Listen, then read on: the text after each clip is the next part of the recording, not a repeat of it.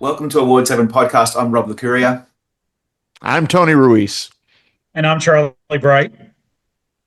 and we're back once again to talk all things awards. And of course, in the lead up to the Oscar nominations, which are out in just a few days, we're all very excited. There's so much to talk about. We're going to run through all the categories, apart from the shorts. We might leave that for now. That's a bit more of a bespoke discussion that we are just not quite ready for yet.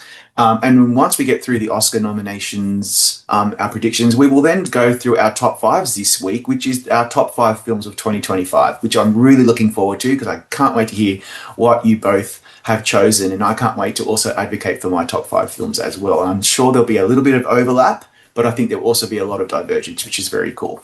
So let's just get right into it, guys. And I think we'll start from the bottom up, so to speak, and we'll go through some of the um, absolutely critically important categories that I love more than anything else. And these are all the below the lines that they like to call it. So let's go through, I think, first of all, the three best feature films that are not best picture. Okay. So the first one is animated feature. And I feel like we're all pretty much on the same page when it comes to K-pop Demon Hunters. It's it's really about what else we think will get nominated. At this point in time, I don't think I'm changing. I think that's going to go for Elio, Zootopia 2, Arco, and Little Amelie or the Character of Rain. The other demon film, the Japanese anime, I'm not sure about that one. And so that's pretty much where I'm at with animated feature. What about you, Charles? I have four out of those five. I do not have Elio in there because that's a Pixar film, right? Is that a Pixar Mm-hmm. film?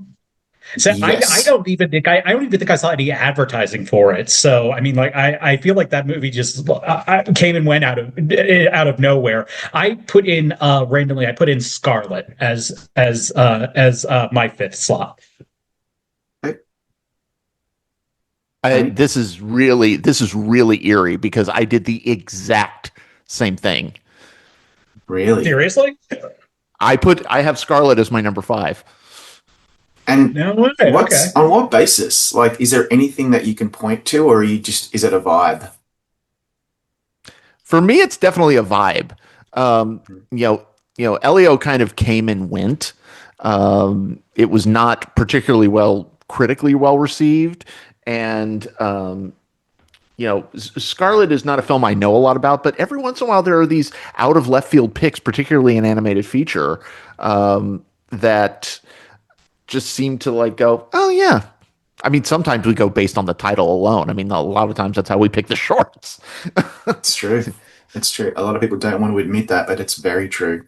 Okay, well, I think that sounds pretty reasonable to me. I don't think there's going to be any humongous surprises there. If K-pop Demon Hunters isn't nominated, that would be a quite the story, I think, on that That'll morning. be on the same level. That'll be on the same level as the Lego movie missing out. Yeah, Well, it's like 12 or 13 years ago. yeah. Remember that? There was a lot of outrage over that one. Okay, now documentary features a different story because for me personally, I've seen some of these, and I don't think you need to see the films necessarily, of course, to predict what you think will get nominated. But I'm really, really up in the air about this category. I don't know. I don't really have much confidence other than The Perfect Neighbor. And possibly, look, I'm predicting 2,000 meters to Andrew Ivka and Mr. Nobody against Putin as my top three. And then I've got I don't know. I just went with My Undesirable Friends, despite the fact that it's a really long film. And I'm also going through Cutting Through Rocks because I really liked that film. But I just don't know. So, what do you think, Charles? I have the perfect neighbor and 2,000 meters to Androvica. And I do have my undesirable friends in there as well. This being the documentary category, I mean, we would think that the perfect neighbor is a shoe in, but we all know how finicky the documentary branch can be. Um, so we're gonna have to hold our breath for that one. The last two I put in the Alabama solution. I know I believe that's done by HBO Films, and HBO Films has a very good record in both documentary categories. And also, I put in my number five slot. I have Cover Up. Oh, right. Yes, that's a possibility too. Yeah, good point. What about you, Tony? I have The Perfect Neighbor. The Perfect Neighbor is one of my favorite films of the year. I feel like it's gotten in many places where it needs again. I've got the 2,000 meters. I've got My Undesirable Friends. I also have Mr. Nobody Against Putin. That's another one of those where like the title kind of can make its way in. And I have the Alabama Solution also. Okay.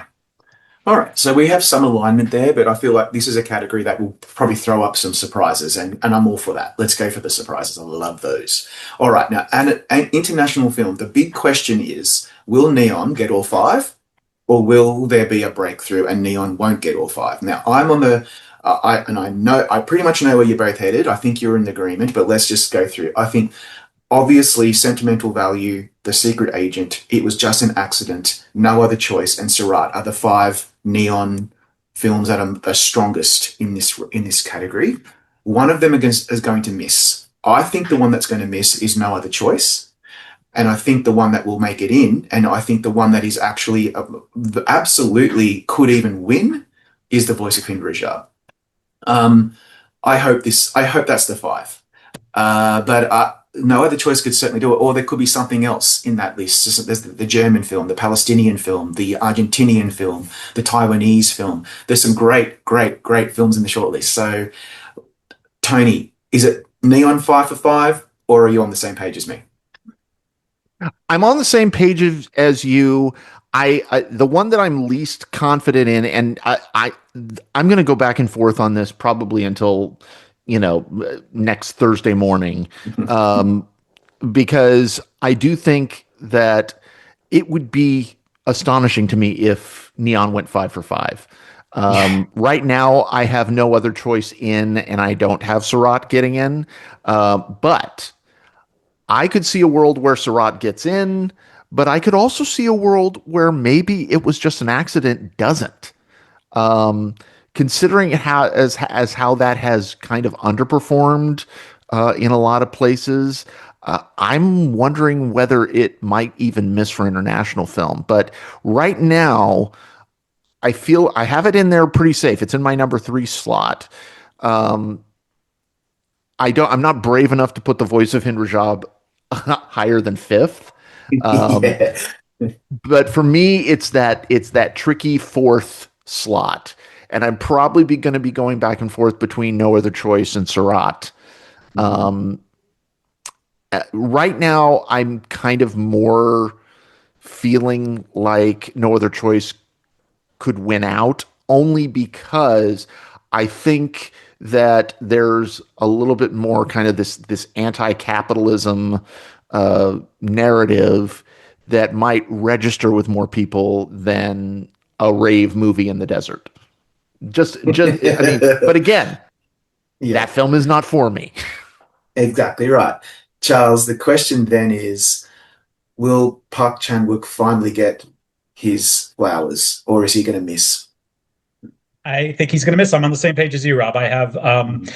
I have no other choice missing. I have Voice of Hind Rajab in my number four slot, and then Surat. Although I probably should flip flop those because of the strength that we saw Surat have in the short lists, which means that voters in these branches were watching it Mm. and admired it on those different levels, including casting, which was an incredible inclusion on the short list. Wow. So I feel reasonably confident with this, but I feel like it's really those six movies, and if anyone other than those six movies makes it in, that's going to be a big coup for that's going to be a big thing for that studio, for whichever studio is representing those movies. 100%. Like if, excuse me, if Kokuho from Japan or I don't know, like the left-handed girl from Taiwan could make it in, they seem to, oh, and Belen from Argentina, they're the three that I keep hearing about. That will be a huge coup for them, because this is Neon's category to lose. And God, just let's just take a moment and just really admire the international features in the running this year are just incredible. They should take up most of the slots in Best Picture. But anyway, um, We have it looks like we could get three of them nominated in Best Picture. yeah, can you imagine? I mean, that's I astounding. don't that That's has it ever really gotten good. to three before? I know. I don't think it. I don't think that's In, ever happened. well, I mean, it's Two, definitely never happened in yes, the but years of not five. But No. I'm trying to think like what was it, 2 years ago. Zone of Interest and Anatomy of a Fall made it in to Best Mhm. Picture, but I don't think we What was had any last other. year? I'm Still Here was in there, but was there any other foreign? I can't remember. But yeah, like it's a big deal, and I Oh, want and to see Julia more of Perez. that. Oh yes, exactly. So it's always two How could we lately. forget that? Oh, I know. From penis to vagina. Okay. Anyway, so I've been all right trying to now. forget it. Best visual effects. So this is one where I've not heard anything about the Bake Off yet. I've been looking, but I haven't heard anything yet. So I'm just going by vibes and by what I feel, what I've been hearing from certain people in the industry that I've spoken to. So I'm going for Avatar: Fire and Ash, Wicked for Good, Frankenstein, Superman, and F1, but I don't have a lot of confidence in any of this. And I just know that there could be, like, if you look at the short list, you've got like really good contenders. Like The Lost Bus apparently is getting some really positive buzz for its, and it got a VES nomination. Tron Ares, and of course the one big elephant in the room that I'm not predicting here is Sinners. I don't think that is really a visual effects driven film. I think that's more supporting effects, and that's why I feel like it could miss. What do you think, Charles? This is a difficult category to get right. Yeah, it's really difficult. And even when there are ones that you would assume would get in there because they're big players in Best Picture. I think back to 2 years ago with Poor Things. After seeing that movie, I thought it was a shoe-in to get nominated and probably and could possibly even win visual effects, but it didn't even get nominated. So that was egg on my face on that one. I have most of the same ones. I have Frankenstein, Avatar, Wicked, and did you say Superman? Yeah. Okay, I have those four, but I have Sinners in there. Hmm. I think it's just Okay. such a stylistic movie that it's gonna that I think really all the texts are just gonna eat it up like catnip. As they should. It's such an amazing movie. What about you, Tony? Right now, I have the same five as you, Rob. I have Okay. F1 in there. Um, and I only recently saw that film and was floored by it unexpectedly. Mm. But I do think that the weak link in here is actually not F1. I think it's Superman. I think that's the one that could get dropped in favor of Sinners. So I have to do Yeah. some back and forth and figure out, Soul searching. yeah, some soul searching to decide if I'm going to put it in there. I Yeah. mean, doesn't it also seem like I mean, doesn't it seem though that if there I think of the ones that we mentioned that we're all in agreement on of those four, I think the one that probably is the weakest is probably Wicked for Good because Mhm. Wicked doesn't seem like it really this one did not hit the same way that the first one did. And I think it's unimaginable that it would miss in other categories like production design and costume design, but visual effects, I feel like this is one where it could slip through because of just how much the best picture chances for that have just completely been blown out. That's a really good point. I've been really worried about Wicked for Good actually, across the board. But yes, I'm wary. I agree with you. All right, let's move on.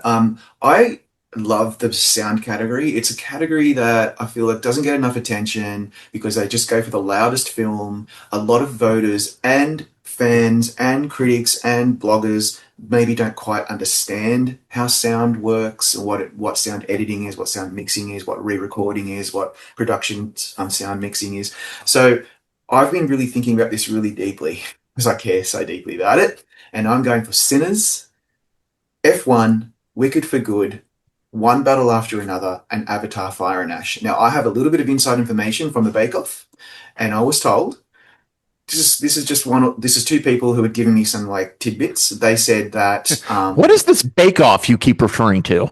so, okay, look, just for people who don't know, so when the shortlists come out for some of these categories, visual effects, sound, that might be the only two. They do a bake-off where they present like a clip of 5, 10, 14 minutes, whatever it is, of their best work, and all the voters are invited to the bake-off where they watch them and then they vote.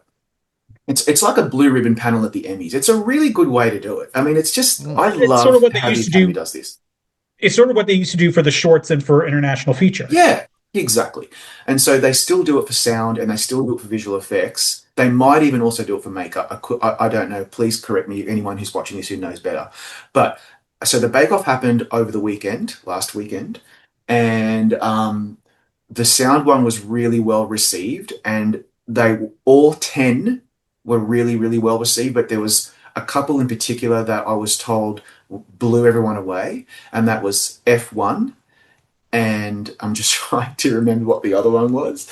And F1 and Avatar Fire and Ash was just people were just really, really impressed with the technical craftsmanship. And then I was thinking, Wicked for Good. I I looked into this. So I did some research. I interviewed the sound team. The sound on that film is just unreal. Like they recorded all those vocals live on set, and then mixed with the music and the diegetic sound and the foley and all that. There's very little ADR.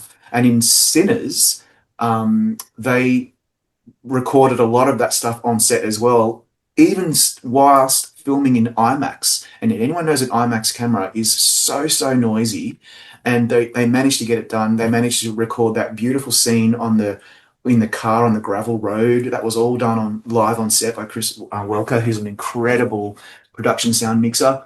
So yeah, I feel like it's a great category, and I'd love to see like one of my favorite films, Seurat, make it in, but I don't think it's going to happen for sound, unfortunately. So that's my five. Do either of you have anything that isn't those five? No? No. Um, I can't remember what your five were. So I have Sinners, One Battle, F1, Wicked for Good, and Frankenstein. Those are my Okay. five. Okay, so you've got Frankenstein instead of Avatar. Okay, Yes. so Yeah. that's Although, and I'm also certainly very possible. wary about Surratt as well. I mean, that is one Yeah. where even though I didn't respond to it the same way, it kind of felt the same way like Zone of Interest was in the way that it used sound, and that makes me very wary. And there's a very good chance I might switch. I think I might actually switch out Surratt for Wicked for Good. So yeah, we'll Okay. see about that. You're really spot on, Charles, because I feel like the Academy is slowly starting to come to a realization that it does not have to be the loudest film. Sound can be used as a storytelling device, of course, and the subtle nuance of Seurat. Of course, a lot of that film is because of Canning Ray's score, but when his score is not thumping, it's there's a lot going on in that desert that is very subtle, and a lot of that was done post production. It wasn't recorded on set because they were in such a hostile environment, and so yeah, that I'm really excited about the sound category this year. I think it's awesome, so I'm looking forward to that. All right, should we move on? Yes.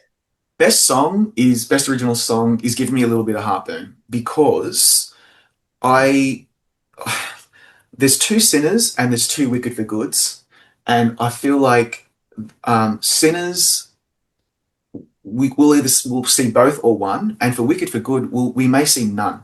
I'm getting to the point now where I feel like Wicked for Good is just falling off a cliff in its support. Well, I mean, I'm talking like as if it's still happening now. Voting has already happened, but I just feel like Wicked for Good is going to underperform. I still have Girl in the Bubble in there, but I'm thinking about taking it out. So at the moment, I've got Golden. That's an obvious. That's probably going to win.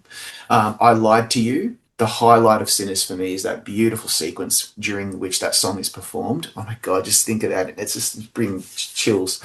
Um, Diane Warren, because that's just mandated now. Like she just gets nominated every year regardless. And I'm not trying to be smart because she's incredible and she deserves it. And hopefully one day she wins. Then I've got Train Dreams. That's Bryce Dessner and Nick Cave. And then Girl in the Bubble, which I'm thinking about taking out and putting in the that Sarah Bareilles song. It's called Salt, Then Sour, Then Sweet. Really, I had no idea what that was until I saw the shortlist. So, and now I know what it is. And I feel like that could certainly happen. Tony, can you just knock some sense into me? 'Cause this category is giving me heartburn. Arjita. I'm not gonna put too much thought into this one, mainly because look, we all know that Golden is gonna win. We all know that that's pretty much what's gonna happen. I've got pretty much the same five that you do, just in a slightly different order. I've got Golden, and then I Lied to You. Then I've got Girl in the Bubble. It's Stephen Schwartz. I mean, come on, you know it's of the two new Wicked songs, that's, Ariana Grande is the only actor from that movie that has even a chance of getting nominated. We'll talk about that later. Um, but if Ariana Grande does get nominated, then it makes sense that that song will get in. And then I've got Train Reams, and then I've got the Diane Warren song because it's the law. It's the law. And what about you, Charles? I actually have the exact same five in the same order that Tony does, except I Really? switch. I have Diane Warren number four, Train Dreams number five.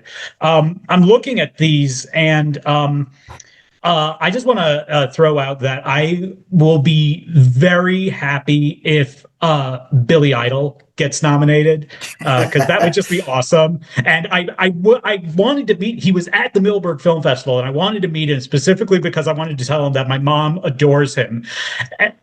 And the music is secondary. It's actually because of how blunt and honest he's been about his sobriety. That's why my mom actually really started to like him. And so I really hope that I would love to see him get nominated. That would That would be a be so great thing to cool. add to him. Oscar nominee Billy Idol. Yeah, it would be very cool, and it's so interesting. Like, it's such a cool title for a film. Idol should be dead, Should be and dead. Yeah, well, that I mean should be dead. I that goes to mean, his experience with addiction. exactly. The two songs that we haven't just quickly before we move on, that could make it in that I see a lot of support for, on the ground I'm hearing about as well is Drive from F1. That's the Ed Sheeran song, and Dreamers One, which was Golden Globe nominated. That's Miley Cyrus. I would really love to see Miley Cyrus nominated. I'm a fan. I really like her. I think she's really cool. She's a really great artist. I would love to see it happen for her. I just don't think it's going to happen this year, unfortunately. Yeah, I mean the thing is, and I was shaking my head not because of anything against Miley Cyrus. They've never nominated the original songs from Avatar before, even when it was a legitimate player in Best Picture for the first one. So I don't think it's going to happen this year. Yeah, that's spot on. I think that's the reason as well, which is why I've been hesitating. All right, we'll move on to the other music category. If anyone who knows me knows that this is the category that I care about the most. I love the best score. I love the composers. I think I've interviewed almost all of them in the shortlist. It's my passion in life, film music. So my five are Sinners. That's Ludwig Göransson. Johnny Greenwood for One Battle After Another. I was only listening to that this morning. That's a killer soundtrack. Mighty Supreme, that's Daniel Lopatin. Love him. I'm going forth. One of the safer choices, I think, would be Alexandre Desplat for Frankenstein. It wouldn't be my choice, but I feel like the Academy will go for that. And then the final slot is, now I'm an atheist, but I'm going to pray for this one. I want to see Kang Ding Ray nominated for Sirat. That is, for me, the soundtrack of the year.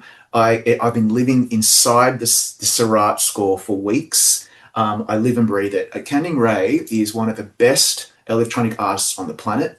I've been a fan of his for about 10 years. He is sensational. I would love nothing more than for him to be nominated. I know this sounds like wish casting. I know it's a hope diction, but just I would love to see two electronic artists nominated in Best Original Score. That would have been unheard of 10 years ago. To see Daniel Lopatin and Kang Ding Ray, aka David Letelier, nominated would make my year.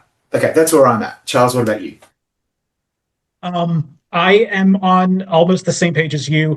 I do not have Marty Supreme in there. Instead, I have Hamnet, Max Richter score for Hamnet. I feel like Good call. that's like a more classical type score that they would go for. But I do have Seurat in there, and I really think that I think this is one other thing that we've seen with the expanded membership of the Academy is that there's been a much greater. What's what I'm looking for? Willingness to go for those kind of things that maybe 10 years ago the more old-fashioned academy wouldn't say yes to. But I feel like and the way that the score in Surat is almost like its own character that lingers throughout the whole thing. I really, and this is coming from someone who didn't particularly like Surat, but the way that music is put into the film is undeniable. Tony? So I have Sinners and One Battle After Another. I have Hamnet in there right now. Um, I also have Surat, Okay. which I know is shocking considering that You're score not a represents fan. every type of music that I hate. Um, where I'm waffling right now. I have Frankenstein in simply on the name of Alexandre Desplat. However, I am really tempted to take Frankenstein out and put F1 in. That Hans Zimmer score for F1 is spectacular. I mean, this is Isn't a guy it? who It's you, so good. it's such a great score, and we'll talk more about that later. But I'm really tempted to put because one of the things that shocked me was F1 has been showing up in places that I didn't expect it to show up. Uh, so yeah, I think I'm going to Yeah. pull the trigger. I'm going to drop Alexander Desplat, and I'm probably going to regret it later. But I'm going to put Hans Zimmer in. He I've got has missed three out a com. couple. He has missed out in recent He years when we has. thought he would be that he would be a safe slot. So I don't think that's out of the question. I'm so tempted to take out Frankenstein 2 and put in F1. I'm very close. So that's, I've got three comments to make about score. I promise I won't be long and then we'll move on. Number one is that when I spoke to Laura Cartman, who is an amazing composer, nominated for American Fiction a couple of years ago, she's on the shortlist for Captain America Brave New World. It's a stunning score as well. She was a governor of the Academy when they broke open this whole branch and really diversified it and brought in a lot of international people, minority or people of whatever you want to call it, and lots of women. And so that's why it's no longer such a boys' club. You remember back in the day when Gladiator was nominated, that was Hans Zimmer. His co-composer Lisa Gerrard was not nominated. They did refuse to give her that nomination, and which was insane. That would never happen these days. So that's really cool. The other thing is there's so many great scores in this list. House of Dynamite, Volker Bertelmann. Hedda is Hilda Gunnardotta's first jazz score. It's a great score. Um, Train Dreams is really beautiful. Wake Up Dead Man is a sensational score by Nathan Johnson. So there's a lot of great work here. John Powell and Stephen Schwartz were Wicked for Good. That is not just underscore between dialogue and song. They did a lot of work to fix the pitch to make sure that it was so seamless. So there's a lot to choose from here. And then with Hamnet, we I wonder if voters will have an issue with the fact that that final song, the big payoff moment in Hamnet, is not original. It's a pre-existing track that Chloe Zhao wanted to include. I wonder if that'll hurt Hamnet. I hope not, because Max Richter is an incredible composer. He should have been nominated and won an Emmy for The Leftovers, and he didn't. And so I would love to see 10 nominees here. It's not going to happen. And if we put in Hans Zimmer, and if Daniel Lopatin and Kang Ray also get nominated, that'll be three electronic scores out of five. That's incredible. Okay, I'll put that off my chest. Now, best production design. Um, I've got Frankenstein, Wicked for Good, Sinners, Hamnet, Mighty Supreme. I Same, same. Tony, same, exact same. I'm going to go out on a limb here, I love and limbs. I Give me like the limb. I like to do this every so often. I'm putting the Phoenician scheme in into that Oh, last that would be slot wonderful. because I don't remember a lot from that movie, but I do remember how great it looked Oh and yeah. how just I mean a Wes Anderson film just looks. You just want to look at it. You just want. Yeah, I might not care about what's happening with the characters, but I just want to look at everything on the screen and all. So that's probably my biggest. I've got like three big limbs, and that's one of them. I love it. You know what? I just want to say that is a really inspired choice. And also, what I don't like about the Academy Awards is it seems a lot of the categories is just the same movies because it's like a really hot movie and so it just gets nominated because people like so like Especially if for they're Best example, Picture nominees. yeah, so like if you're a production designer, you're just going to nominate one battle or whatever because you love the film. Whereas I like it when they go outside the box and they actually pick things that are really like appropriate for the category. For example, maybe like Seurat in score, or for example, the Phoenician scheme in this category would be so wonderful. Like what an inspired choice. I hope it Well, happens. I don't think it will. and it's even better when those wild choices win. I think one of the Oh best ones yeah. ever, and this is years ago, 1994, I believe it was 94, Best Costume Design. You know what I'm talking about, Rob. Adventures of Priscilla, Queen of the Desert. I Right. mean, that the nomination alone was wonderfully inspired, but for it to win because those costumes are unfucking believable. Like that is When did just that happen? that's yeah. And of course and thank God they won because the woman had the dress made out of Lizzie Gardner had American her Express Amex gold dress, cards, so and she Tim had the chance to Chappelle. show it off. Yeah, as an aside, that was a moment in Australian cinema. Like, it was probably when Australian cinema peaked because you had Muriel's Wedding and Priscilla Queen of the Desert. There's a few other really great films in that period of the golden age of Australian cinema. And when Priscilla Queen of the Desert won Best Costume Design, that was the number one story in all of the news. Back then, we watched broadcast news. We didn't have what we have now, which is Twitter and whatever else. It was the number one story. It was just absolute. People over here were incredibly excited about that. I don't know if that happens anymore. I wish it would. Like it's like the red violin winning for score, and there's always like when that happens, I think you're really paying attention, and I love that. Anyway, that being said, let's move on. Makeup and hairstyling is a category where I'm still really surprised that weapons didn't make the shortlist. And we're going to talk about that later because I have a feeling that that could be an omen for other bad things. But we'll go there in a minute. So, in makeup and hairstyling, I've got Frankenstein. That's an absolute no-brainer and probably the front runner. Wicked for Good, a lot of really impressive new work, fresh, not things that we saw in the first one. The Smashing Machine, wow, what an incredible transformation that Dwayne The Rock Johnson was underwent. So I'm going with that. Sinners is probably the most nuanced makeup. I don't really remember a lot of there's no prosthetic work that I can really recall, but I'm going for that. And then I'm going for One Battle After Another because I thought the Sean Penn makeup at the end was really impressive, very photorealistic. So that's where I'm at. But I have no confidence in my makeup choices at all. So what about you, Charles?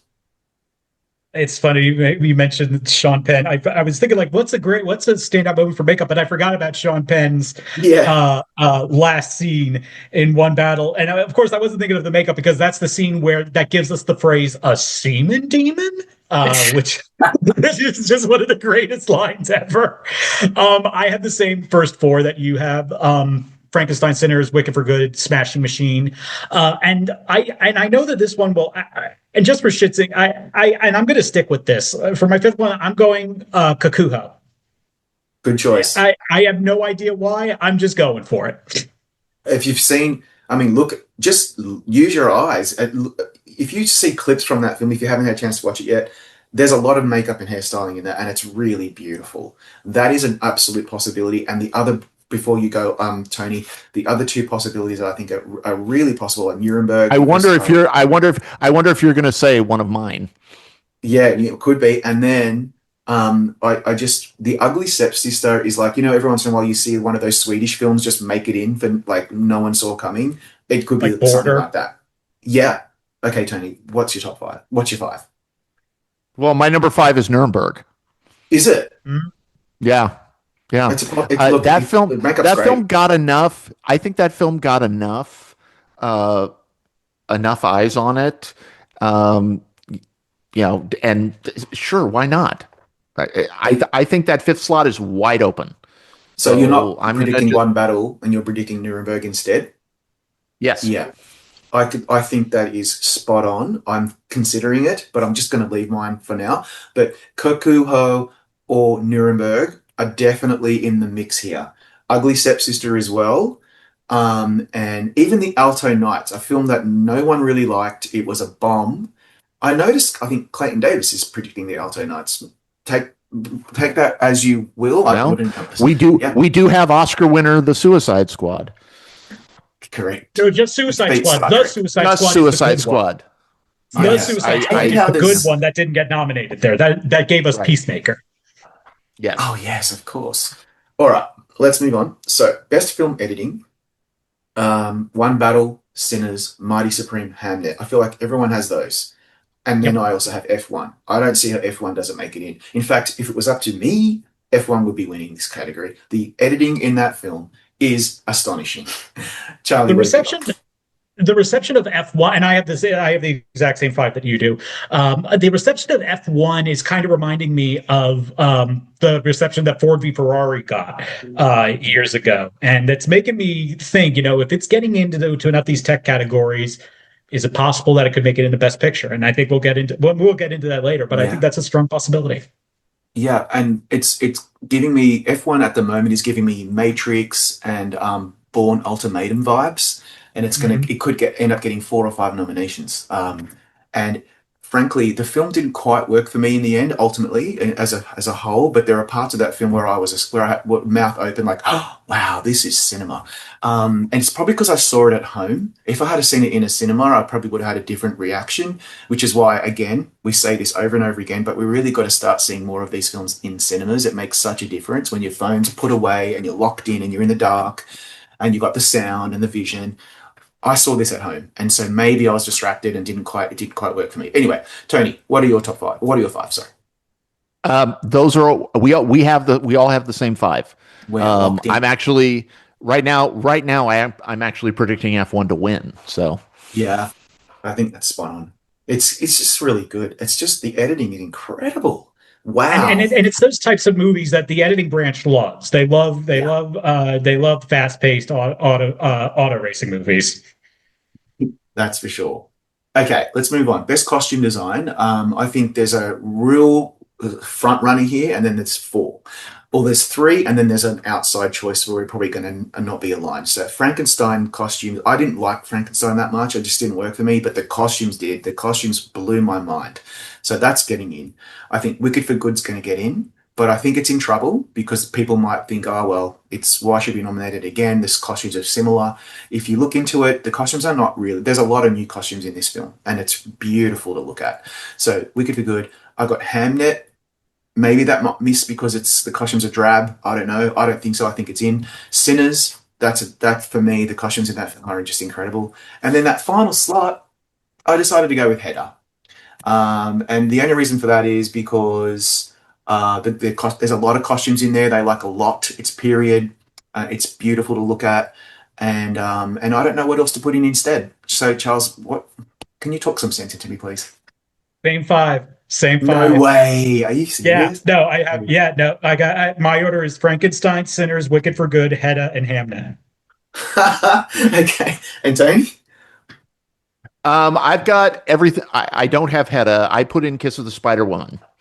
Oh, that's a good choice. Ooh, interesting. That's a damn good choice. It doesn't need to be a hit. Um, and those are Colleen Atwood. Who did Is I the can't remember. I'll costumes? look it up while I you're can't talking. remember either. Um, you Yes, it know, is Colleen Atwood. It is oh, well, they Colleen love her, Atwood. don't they?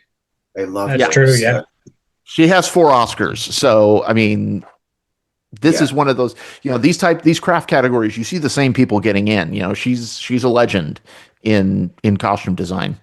I don't know why I blanked on the name. It's that time. It's But the end of the yeah, week. we're all tired. But like again, we want to see this happen. We want to see them nominate performances and films and craft where it's not just the same films over and over again. And Kiss of the Spider Woman was not a hit, and it didn't do well with awards groups generally speaking. But the costumes are undeniably fantastic. So I hope you're right. We'll see. All right, cinematography. Generally speaking, the way I usually look at cinematography, which I another category I really admire, I love cinematographers, but I look at the ASC. That's probably what you guys do as well. And generally speaking, a lot of Best Picture nominees do well here. So I've got Sinners, One Battle After Another, Frankenstein, Train Dreams, and Hamnet. Now, I've got that's not a complete alignment with ASC, but they never usually completely align anyway. So that's kind of where I'm headed, but this could be an open field as well. There could be a black and white feature like Nouvelle Vague or something like that. What do you think, Tony? I have the exact same 5 as you do. Mm. Um, and I that scares me a little bit. Not because I dislike your choices, it's because I don't think cinematography is that easy to predict. I think Nope. there's plenty of room for a sentimental value. There's plenty of room for it was just an accident, or even Surat. I mean, whatever my Yeah. problems with that film, it is not how it looks. No. F1, that film has some Yeah. beautiful cinematography in it, and it's seems seemingly popular. So, this is this category I might go back and forth with a lot in the next 6 days. It's a tough one. What about you, Charles? Same, Same. same Okay. thought. Yeah. So you know that we're wrong then, right? We can't be. It can't be those five. But I'm not Or changing. are The we one I'm I'm just not. worried for that good? Or the, are we the one just I'm that worried for good? though is Train Dreams, because after Yeah. what was it, 2 or 3 years ago, when we all thought that Top Gun Maverick was the front runner to win, and then Yeah. it missed. Yeah. At that point, to me, it's like, okay, never take anything for granted in this category again. That's right. I have Train Dreams as my number one though, I do too. Okay. Really. because Okay. it really is like you were saying, like with the Phoenician scheme with the production design, it's just so gorgeous to look at. It really is. And not only that, like the framing. If you look past the beauty of Train Dreams, the way the camera is framed, the way certain performances are filmed. I mean, a lot of it is the editing as well, but Train Dreams is just visually, it's just a feast. It's just so beautiful. So anyway, we could talk about that for days, but we won't. All right, now let's talk about casting because this is obviously the inaugural award for casting, and it's a difficult one to predict because we don't have any statistics, we don't have any guidance as to what they're looking at. We do have the shortlist, thank goodness. That really helps. And what really impressed me about this shortlist is the inclusion of Surat and weapons. Um, really, that's inspired. And on that note, I've decided to just go all out. This is one of my limbs, and I'm putting in Surat and weapons as a casting nominees. That's crazy. I get it. It's probably not going to happen, but stranger things have happened. I'm going with those two. Plus, I think the top three are One Battle, Hamnet, and Sinners. The reason for weapons is because there's a lot of kids in that. They had to recast during COVID. It was a really challenging film to cast, and the casting was so spot on. And then for Surat, Oliver Lax and the casting director, they scoured real life raves and nightclubs and found these really interesting people. Some of them have physical disabilities, and they're just so unusual and different, and really work for the film. And I think that might help. But Secret Agent's really strong here. Frankenstein's got a huge cast, so I don't know what to say. Charles, give us something a bit more substantive than what I just said, which is just nonsense. Okay, so I got Sinners, One Battle, Hamnet. Then I got Marty Supreme, and then which I think is going to be because it made a lot of interesting casting choices, like putting Kevin O'Leary in that movie. I don't know what possessed them. I mean, I think Yeah, he worked in the role, and even have someone like Penn Jillette from Penn and Teller as the hick who shoots them. I leaned over to a friend I saw. I'm like, you realize that's Penn from Penn and Teller, right? Um, insane. and in my fifth slot, I have weapons. Okay, um, Tony. I have the big three: One Battle, and Sinners, and Hamnet. I have Marty Supreme, and then I have Sentimental Value. Um, I, I think that there is still, I think, a lot of love for that film, despite what uh, how it hasn't fared as well in some of the American guilds. I still think there's a certain degree of, when you the combination of putting, Renata and Stellan with, Elle Fanning and then, Inga, it just works beautifully. And so I guess that's probably my biggest limb in the category, although I hear you about weapons, and we'll talk more about that in a bit. Yeah, was that makeup miss is really giving me agita. You know what? With sentimental value, by the way, we're going to talk a bit more about that film soon because you're going to be really surprised with some of the things that I'm going to come up with. Um, Elle Fanning is cast as an actress who is miscast in the film. That is so meta. It hurts my pea brain, but that's so genius. And I was almost going to pick it for that reason. And then the reason why I didn't go with that and I just decided to go on a limb for Strike and Weapons is because it's a small cast and I figured maybe that might hurt it. But that's it. That's the only. We will have a better idea on casting in a few years' time when we start to see some patterns. For now, no one has a clue. All right, let's move on. Best adapted screenplay. is to me the weaker screenplay category this year. Sometimes it's original, sometimes it's adapted, and not discounting the films in the running. I'm just saying that there's less competition. So I feel like One Battle, Hamnet, Begonia, and Train Dreams is probably all safe for a nomination. And that fifth slot, I decided just to go a little crazy and I went for Wake Up Dead Man because I just think Ryan Johnson's writing is so superb and I love that movie and I just can't help myself. Tony, what about you? I've got four of the five. I also have Frankenstein. Um, an ironic choice for me because I don't think that's a particularly great adaptation of the source material. I've said repeatedly that one of the things that drives me nuts is when people say it's a faithful adaptation. It is not a faithful adaptation on so many levels, but this film is extraordinarily popular with Academy members. I mean, it is overperforming. It is performing in, it's showing up in places I wouldn't have expected to be. I think it's going to be a strong Best Picture contender, not to win, but at least to get nominated. And everybody loves Guillermo del Toro. They know this is his passion project. So that's where I'm going. Charles? So I think I have the same. Well, let's see. I have One Battle, Hamnet. I have Frankenstein in third, then Train Dreams, and then Wake Up Dead Man. I don't think Wake Up Dead Man is that far a limb to go out on. Both the previous Knives Out films have been nominated. The first one an original, and then Glass Onion and adapted. And I've heard a lot of people say that this is their favorite of the series so far. Mm-hmm. So I think so. I think writing would be a perfect place for that to show up. Is this your favorite of the three out of interest? Actually, I still kind of prefer Glass Onion because Same. I think this Glass Onion had more of the comedic aspects that I really enjoyed. Although Wake Up Dead Man had a lot of that too. I just felt Mm-hmm. like I just felt like Glass Onion was just that perfect satire also.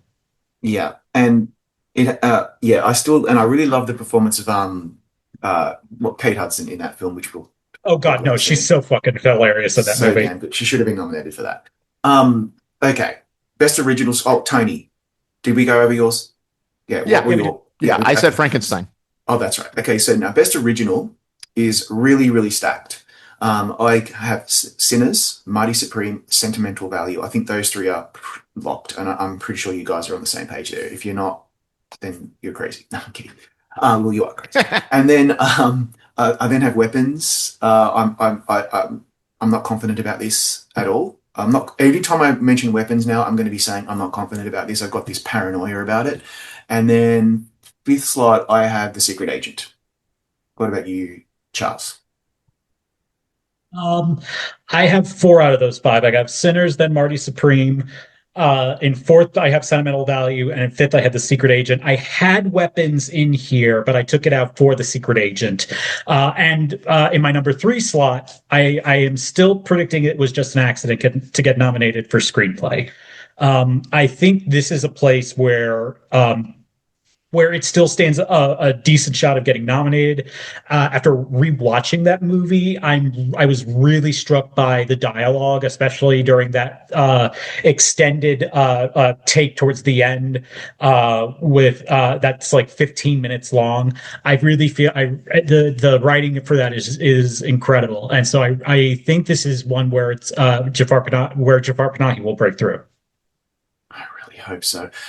Before you tell us what your picks are, Tony, are we overplaying it was just an accident suddenly not having any buzz just because of the BAFTA long lists and because it hasn't done well with SAG? Like, maybe the Academy will love it. Are we just being paranoid about it was just an accident, Charles?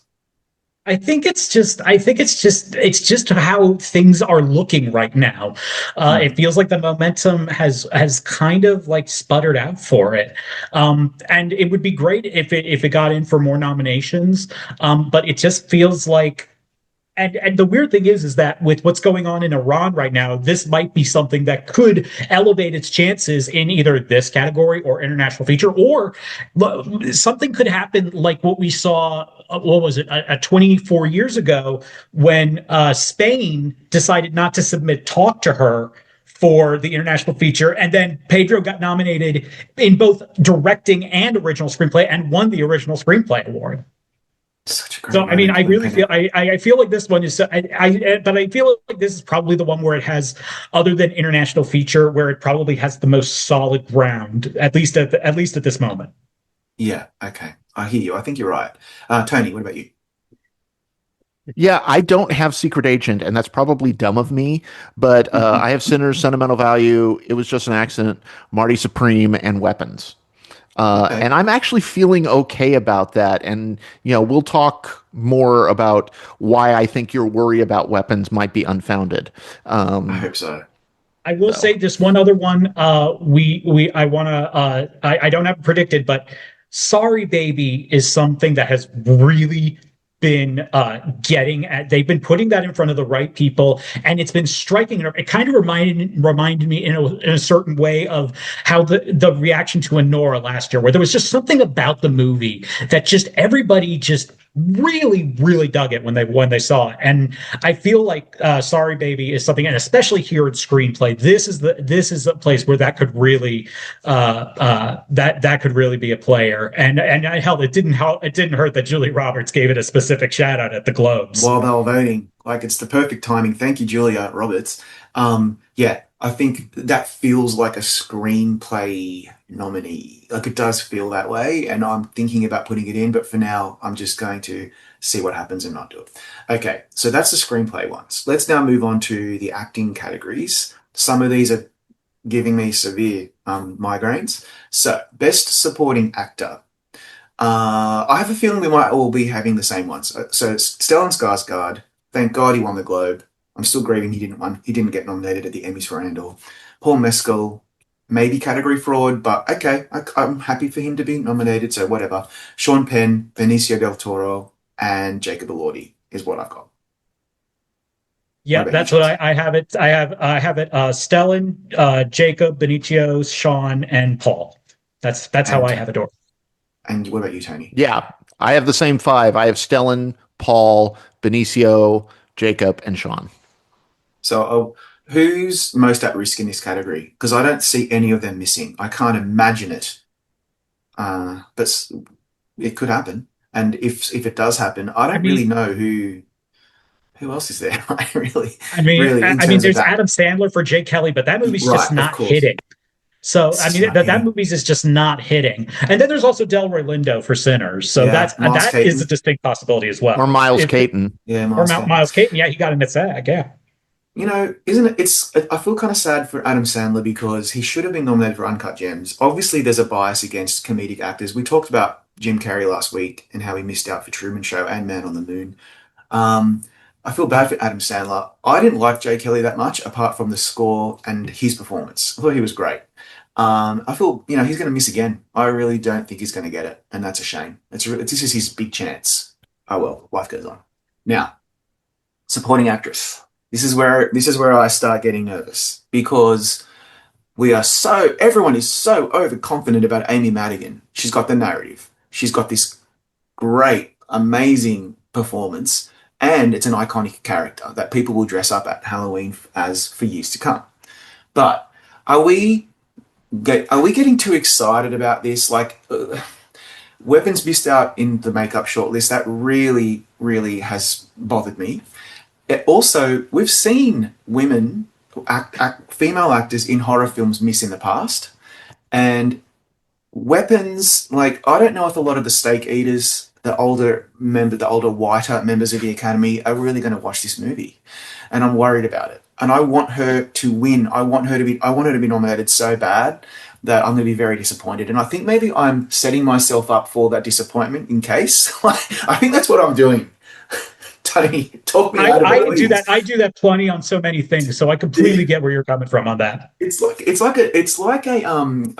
what's the word where you're trying to protect yourself? It's a whatever the word You're is. insulating yourself. You're trying to, Insulating, Yeah, yeah. from the pain. yeah. Anyway, Tiana Taylor is in for sure. I love her performance. She's great. I'm going really out on a limb here. This is what you guys are you're gonna hate this. I'm not picking either of the women from Sentimental Value. Any of the women, by the way, but we'll go there You're in a right. I minute. hate that. Yeah, I knew you would, and I love that. That's my number six film of the year. I love that movie. I'm probably wrong, but I just think Ariana Grande, Wunmi Mosaku, who I've loved since Loki, she's a great actor, and Odessa A'zion. She's really picking up steam. She was picking up steam just at the right time, and Mighty Supreme's really surging.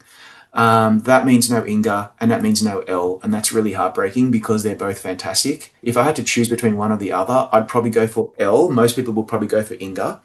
I'm not going for either of them, and I'm probably wrong, but I'm going to be very, very proud of myself if I'm right, even though I'll be very disappointed for them. All right, Tony, now tell me that I'm a complete psychopath. No, I'm not going to. You can't make me. Um, I might be a complete psychopath because I don't have Ariana Grande getting nominated. I took her out. My list of five is Amy, Tiana, Inga, Odessa, and Wumi. Uh, I think that's going to be the Wow. five. I think people are putting too much. I think they're putting too much on weapons missing casting, because or weapons missing Makeup, makeup. yeah. You think? I think people You are. think I think people are it's a putting too much on. non-story? I think it's a non-story because weapons got PGA. Oh, of course, yeah. And I think that's the. I think because until weapons got PGA, I was with you. And Mm. then that to me was a huge shocker that Weapons got PGA. It tells me there's a lot more love for this film, when a lot of other films could have gotten in at PGA. Yeah, I think that Wicked, as much as I love Ariana in that movie, I just feel like that movie doesn't have the legs that the last one had. And I just feel like Odessa's peaking at the right time. And I think the one that I'm most worried about is Inga. But that's just something I can't bring myself to drop her. Okay. I think that's really astute. I'm glad you raised the PTA, of course. That helps. All right. What about you, Charles? So my lineup is Amy, Tiana, Ariana. Then I have Wumi Misako. I'm sorry, I mispronounced that. And because I mispronounced that, I'm not even going to try. I have Inga in my fifth slot. I took out Elle Fanning, although I am considering very strongly taking out Inga and putting in Odessa. And having the same five as you, I'm the fact that that SAG nomination and getting in the BAFTA long list. These are the two organizations that have the biggest overlap with the Academy. So I may end up doing that. I'm not sure at the moment. I will say I'm going to just also quickly second what Tony said about weapons. And here's one thing to also keep in mind: that even a movie that you might think has you would be a shoe-in for hair and makeup, not even get on the short list. And I remember that happened to The Favorite. The Oh, Favorite yeah. didn't make it into hair. Didn't I don't think it got on the short list even. There was so I mean, and that was a movie that I thought was a shoe-in for that because it's all makeup and hair and all that sort of stuff. But it didn't make it in. But that didn't hurt its chances in any other category. So I do think that you might be reading a bit too much into that makeup slate. And the fact that Weapons got into casting, got on the short list for That's a casting. huge one. That's Yes. massive. It's massive. All right, that's good news. So anyway, fingers crossed for Amy Madigan. I really want to see that happen. Now, best actor. So I'm predicting a big snub in best actor and best actress. Okay, and so that's just where I'm at. I'm not proud of it. I feel very sad about it, but life goes on, right? Ultimately, who really gives a shit apart from the person who's going to miss out? So I've got Timothy Chalamet, Ethan Hawke, Leonardo DiCaprio, Wagner Moura. I feel like they're pretty safe right now. Then I have Joel Edgerton. That means I don't have Michael B. Jordan. And that is shocking to me because I love Michael B. Jordan and he's overdue and he's the heart and soul of Sinners and he plays the twins so beautifully. I just can't not predict Joel Edgerton. I just can't do it. Even though SAG missed him, I just can't do it. And so that's where I'm at. What about you, Tony? Um, I am um, I am predicting Joel Edgerton, and I am predicting Wagner and Leo and Timothy, and I'm predicting Michael B. Jordan. I don't think Ethan Hawke is going to get in. Um, I, I I don't think that that film has enough support. To me, this kind of reminds me of First Reformed, which, for my money, is Ethan Hawke's best performance. Um, I just I worry that that film doesn't have enough. Uh, the film is not big enough for him to get in. I could be wrong. I could absolutely be wrong. I do think that somebody's going to miss out. I think Yeah, it's going to be. I think Timothy and Leo and Wagner are safe, and it's those last two slots where there's different combinations that could happen. it's tough. What about you, Charles? I'm the one. I guess I'm the one that has. Oh no, well, you have him, Tony. I have Michael B. Jordan in there. I have Timothy, Michael, DiCaprio, Hawk, and then Mora. I have Joel Edgerton missing on this one, but it's really close. And let's not also count out Jesse Plemons for Begonia. He got in at SAG, Oh, and I believe he made the BAFTA long list. So and he is a previous Oscar nominee. So I mean, that's something to keep in mind as well. he's so wonderful in Begonia. That character, he really gives the character so much heart. It's not just a conspiracy theory nutcase. People are going to miss out, and it really sucks, but it is what it is. All right, now, best actress. Jessie Buckley and Rose Byrne are locked in. Everyone has them, and great. I'm really excited about Rose Byrne finally being an Oscar nominee. Very cool. So then I've got Chase Infinity. I feel like she is really good in the movie, and also the film's going to do very well. Then the last two is where things get a little bit ugly because it makes sense, of course, to include Renata Reinsva, but I don't have her in there. I have her being snubbed, and that is going to be a big story on the day. That's what I think. But I'm not sure yet.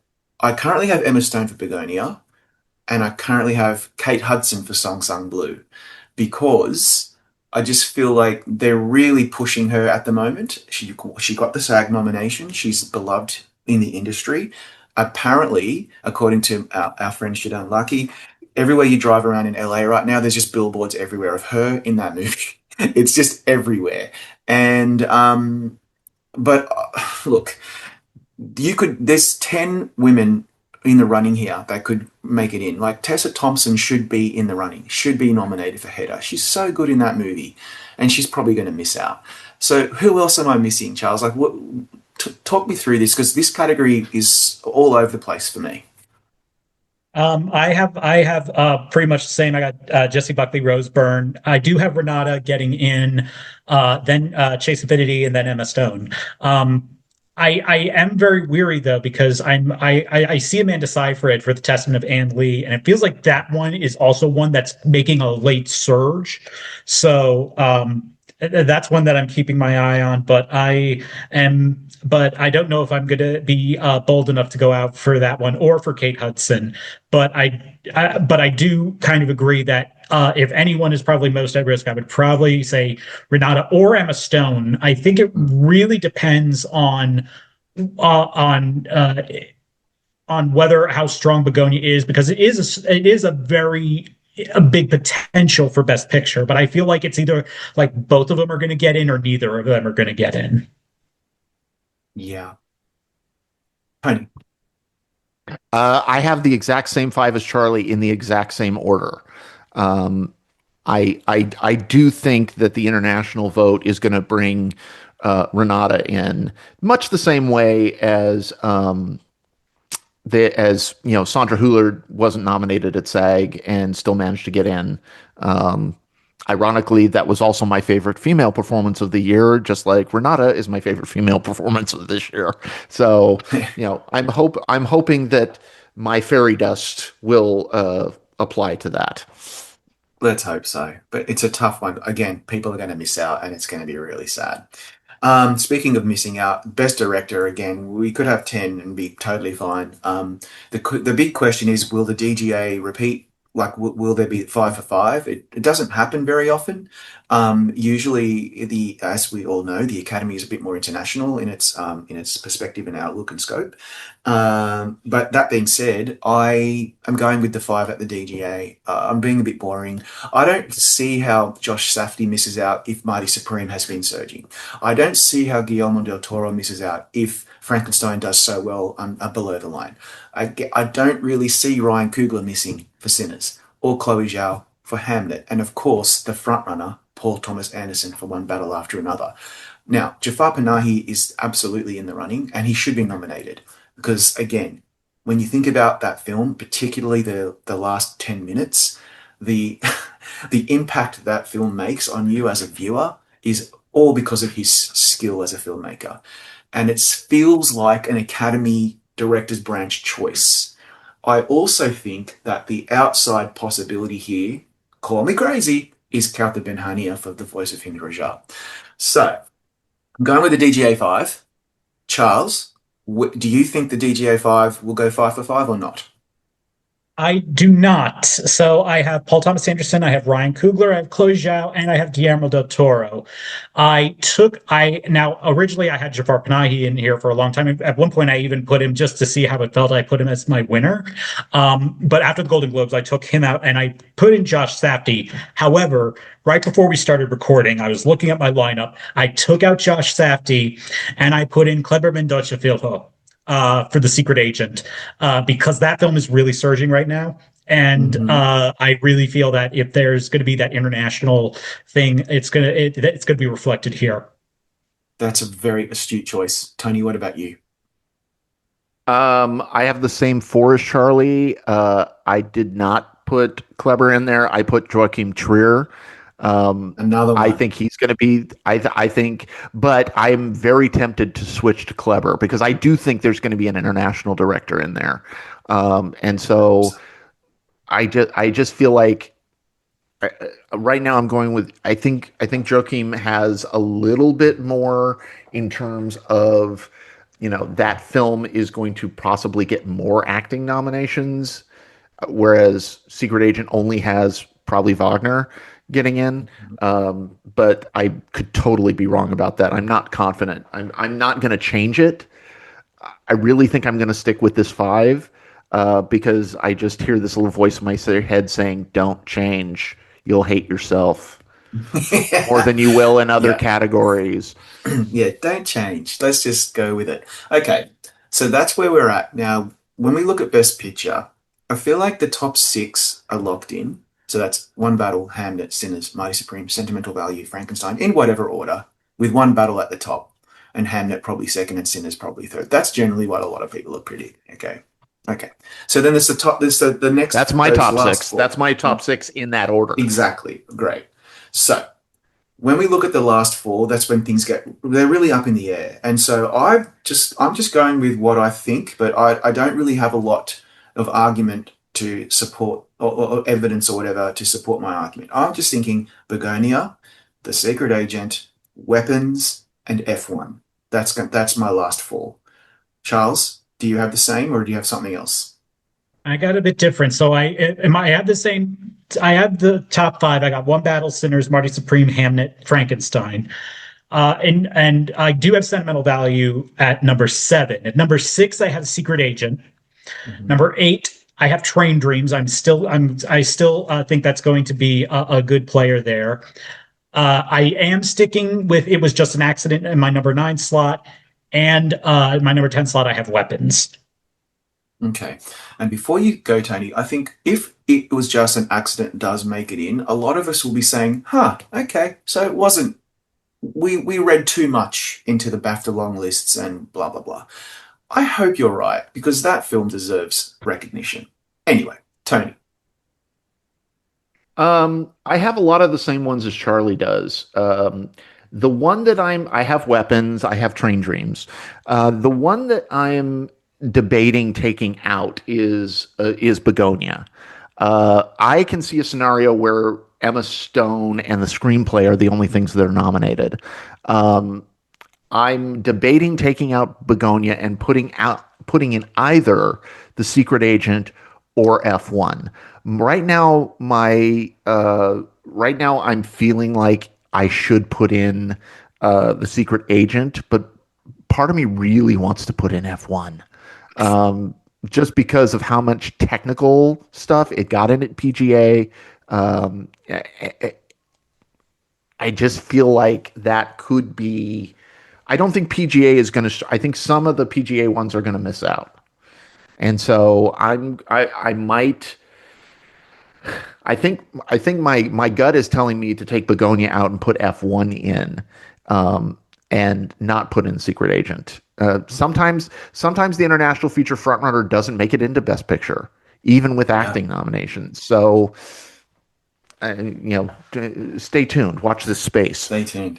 I'm really Tony, do excited you for have it the. was just an accident making it in? I do. Okay. Okay.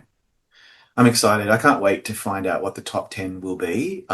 It's really, there's a lot of really great films this year, and there's a couple of really good ones that are going to miss out. All right, it happens. So we'll just have to see what happens. Okay. But now we're going to move on to our top fives. It's always the favorite part of this podcast. We're getting so much, by the way, so much really great positive feedback from you all. Thank you really very much for engaging and commenting and liking and subscribing. Please continue. We really love that we're not just talking into a void, and we really enjoy putting together these top fives. So we are now doing our top five films of 2025. Most of the time, we all do top tens. We can talk about what else we chose as our honorable mentions, but let's just go through this now so that you can all hear what we think. Now, my number five is The Voice of Hind Rajab. I loved that movie so much. It was an emotional whirlwind. It was beautifully crafted. It is just, yeah, that's a film that I will want to watch repeatedly because of the craft of it and just because it just really, really impacted me. I thought it was beautiful. Okay, Tony, you're number five. My number five is a film that hasn't gotten any kind of reception, at least in terms of awards. But my number five is Kelly Reichardt's The Mastermind, featuring a brilliant Josh O'Connor performance. They call this an anti-heist movie, and I think Kelly Reichardt makes amazing films, and this film is funny and tragic and very uncomfortable at times to watch. And I think it's just a beautiful piece of storytelling. Wow. They just didn't really hit with awards voters, which is a real shame because it deserved to be more in the conversation. Charlie, you're number five. We're going to stay on the Josh O'Connor train on this one, and I'm going with Wake Up Dead Man. I really enjoyed it. It was great satire on religion, but not something that was just denigrating it. It actually was like it examined both sides of the thing, and I love that Daniel Craig is making Benoit Blanc's voice accent more ridiculous with each movie, very much the same way that Catherine O'Hara did with Schitt's Creek. Each season, her accent got more ridiculous, and I just love that he's doing the same thing with this. Yeah, that's very funny. That's a great movie. That's in my honorable mentions for sure. Okay, my number four is Weapons. So when I judge a film, of course, I judge it by its craft and by its emotional impact and by the performances and all that stuff. But I also really judge it by rewatchability. If it's a film that I want to watch over and over again or watch it annually and really dissect it and deconstruct it and marvel at it, that's what I really value. And so Weapons is a film that I think I've already seen four times and will be quite happy to watch again and really, really enjoyed it and really got something out of it every time. It's just a really, really solid, beautifully crafted horror film. And yeah, that's my number four. Tony.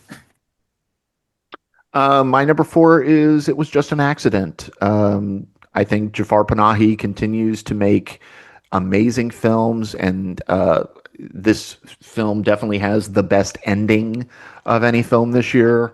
And in my opinion, one of the best shots, the long 13-minute shot towards that's the climax of the film. I haven't gotten it out of my mind. And it's a film that ended up so high on my list, I think, because I was kind of lukewarm to the first half, and then once the second half hit, the first half made even more sense. And I think that's storytelling that you just can't beat. That's such a good point. Of course, that's another reason why the second act, the second half really hits. It's not just for the emotional impact of what happens at the end, which we won't spoil, but it just closes the loop for the whole film narratively. Beautiful. Great choice. That's in my honorable mentions too. Okay, Charles, you're number four. First instance of overlap. My number four is The Voice of Indra Job. That movie is exquisitely crafted, and just the way it just melds the reality and the actors acting out part of it. It kind of reminded me a lot of United 93, in that they honestly could have put the real people in there, but I mean the people that they have in there are just incredible all around. Even when you know what's going to happen, it still is, you just are on the edge of your seat with this movie. It's incredible. Yeah. It's such a special movie. Okay, so my number three is I like seeing lists of films where they're not all just Oscar contenders, and this is definitely not one, but it's a film I love so much, and that's Predator Badlands. It was my number one for a little while, but I've brought it down to number three because those top two are just undeniable for me now. Um, Predator Badlands is the Predator franchise turned on its head, kind of like what Dan Trachtenberg, the director and writer, did for Prey, the film that should have been in theaters but was released on Hulu because of COVID.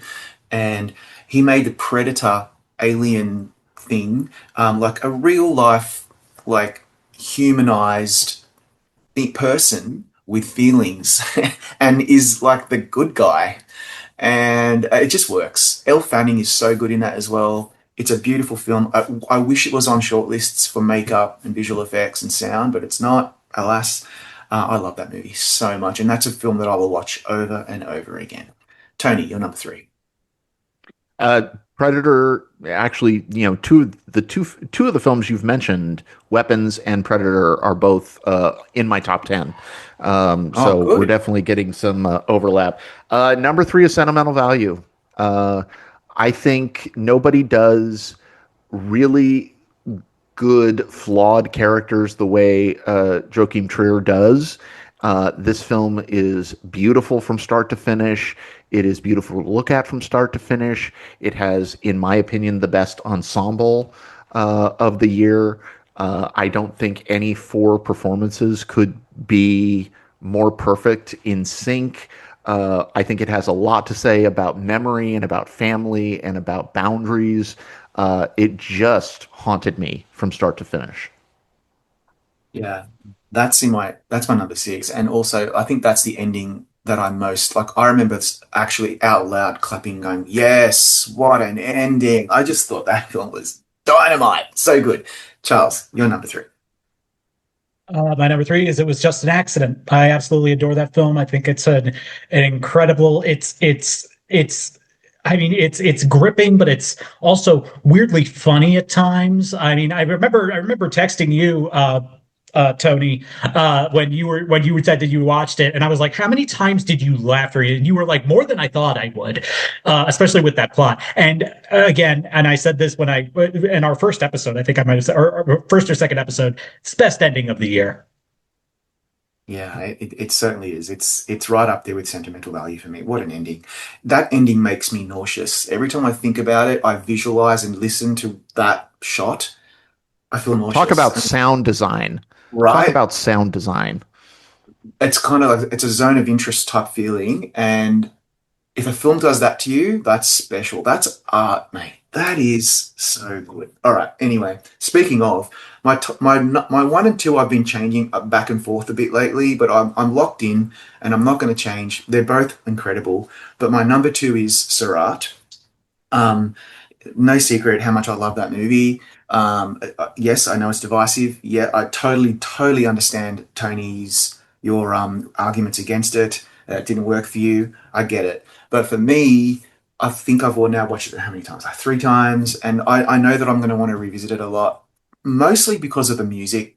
I'm not going to lie, and also because of the cinematography. And I just love the vision. I love how it's not really a narrative feature. It's more like an experience. Yeah, it just blew my mind. I love that movie so much. All right, Tony, you're number two. I ain't mad at that at all. I mean, I'm not gonna, I think I was maybe even too harsh in instead of saying I hated this film, which I did hate it. But I hated the execution and not the goal. It just didn't work for me. But I do not hold that pick against you. My number two was my number one for the longest time, and that is Train Dreams. Um, I remember, I mean, just watching that film, it's a film that just washed over me. I just felt like I was not watching a film. I felt like I was watching a life. And it features, in my opinion, the performance of the year is Joel Edgerton. I mean, I did not know this man had this in him. It's so beautiful and so lived in and so wonderful to look at. And I keep hearing whiny people say, nothing happens in that movie. And I'm like, no, life happens in that movie. And sometimes life is big and sometimes life is not big. But all of the moments in our lives are big. They all add up to a life. And I felt like this movie is just, to me, this movie is cinema at its finest. I love the way you just put that because that is precisely the point of this of that beautiful movie. Not only is it visually and sonically so breathtaking, but it's a life and it's the sum of the parts. That's what our lives are, and that's what this movie's trying to do, and it does it perfectly. That's a great choice. All right, Charles, you're number two. My number two is One Battle After Another. That movie, it's hard to believe that that movie was made before Trump got reelected. It really is just it's impeccably made. It speaks to our time, but it's also ridiculously funny. I think this is one of Leo's best performances. To me, it's on the same par of Wolf of Wall Street, and the physicality that was needed for Wolf of Wall Street. He brings the same to the frustration of One Battle After Another when he can't remember the code words to say. I mean, that's one of the most. It's one of those things where it's hilarious, but you're also just like really just like feeling for him because he's on the verge of losing everything in his life. He already lost the woman he loved, who he had the mother of his child, and I think Benicio del Toro. I rewatched that movie and the scene when he is pulled over by the cops and he's dancing back with his hands on his head are great. I also gotta love a movie that uses Steely Dan really well, and they use the song "Dirty Work" in that, and and they use it wonderfully. And then also they have Leo say, "Oh no, I was buying speakers because this guy is Steely Dan." Yeah, it's like I love it's a weird intersection of Steely Dan and Radiohead with Johnny Greenwood's score. Um, and Chase Infinity, that's a star being born. Wow, absolutely. You know, sorry, I just blanked for a second there because I think like everything you said is so spot on. I don't even have anything more to add. That's my number one film of the year. That is an under for me. It's undeniable that that film is going to stand the test of time. I will watch it 50 times. It's flawless. I just love it so much. Maybe I'm a little bit more passionate about Surat as a work of art, but as a film, I just feel like One Battle After Another deserves all the awards it's winning. Tiana Taylor, just wow. Wow, wow, what a performance. I wish she was in more of it, maybe if I have any criticisms. I want to see more of her. And yeah, it's just incredible. I That wanted whole to see more of scene. the I wanted to see more of the pot smoking nuns. I love those pot smoking nuns. I They feel like were it's so great. Tarantino-esque almost. Like, yeah, what a movie. So that's my number one. And also just a few little honorable mentions. I really loved Marty Supreme. I really loved Sinners. Hamnet blew my mind. And A House of Dynamite. I'm one of the people who really loved that movie. I loved the ending. I loved everything about that film. And Begonia. I thought that was really, really fun. Okay, Tony, what's your number one? Some of my, 6 through 10, and in no particular order, weapons is certainly on my list. Um, uh, The Perfect Neighbor is a brilliant piece of documentary filmmaking. Raoul Peck's George Orwell documentary, 2+2=5, is magnificent and reads almost like a history book happening in real time. Um, yeah, but and I love One Battle After Another. It's in my top 10, but no film affected me the way The Voice of Henry Job did. That Train Dreams was my number one until I saw The Voice of Henry Job. And as I said during our episode where I talked about it, I haven't been this engrossed and lost myself in a film since United 93. I think it's an absolute work of art. The performances, the direction, so much that could have gone wrong with that film is handled so beautifully and so perfectly. It never veers into exploitation or torture porn or emotional porn. It's just so devastating and could easily take place.